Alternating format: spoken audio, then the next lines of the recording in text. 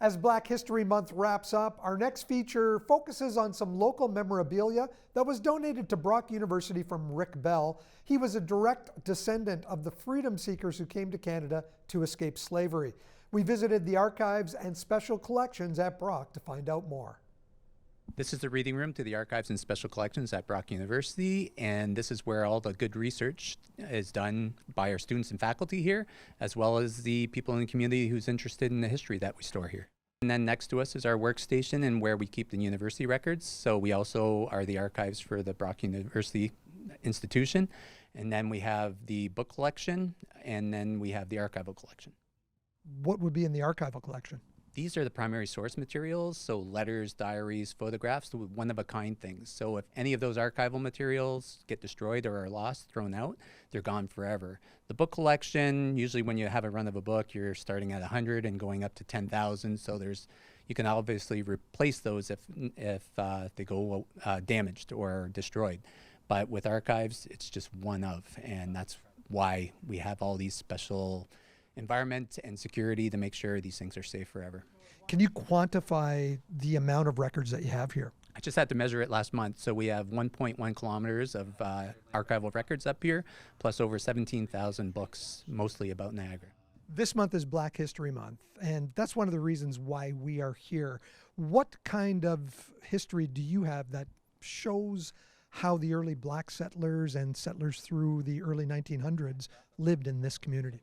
It's not a massive collection, but we do have some really key important things. We have some city directories from the 1860s showing where the people lived in St. Catharines, and some people are noted for their race, and so people can trace where their people were at a certain time and what their occupations were, so that's really neat.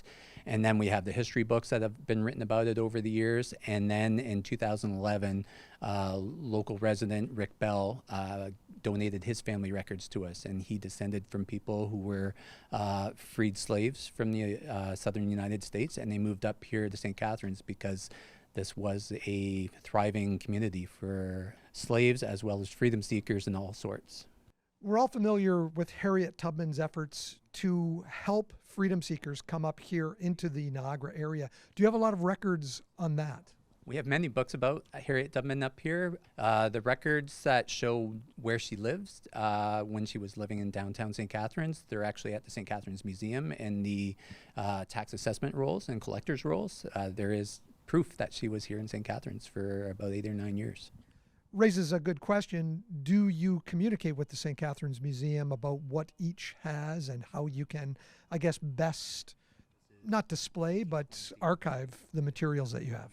We have a great relationship with all the museums in the Niagara area, and if we don't have a collection, we want to make sure we know what's in everyone else's collection so we can send our researchers to the other places.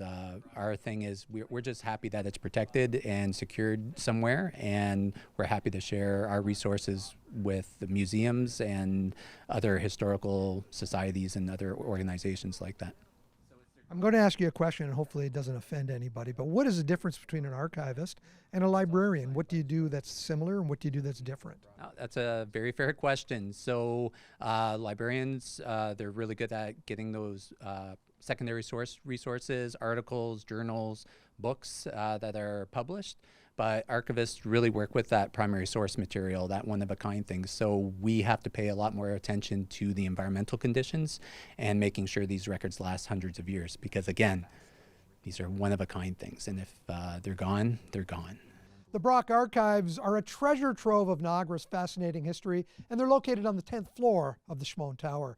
Archivist David Sharon will join us on future episodes of The Source to reveal more from the collection. Reporting at Brock University for The Source, I'm Mike Balsam.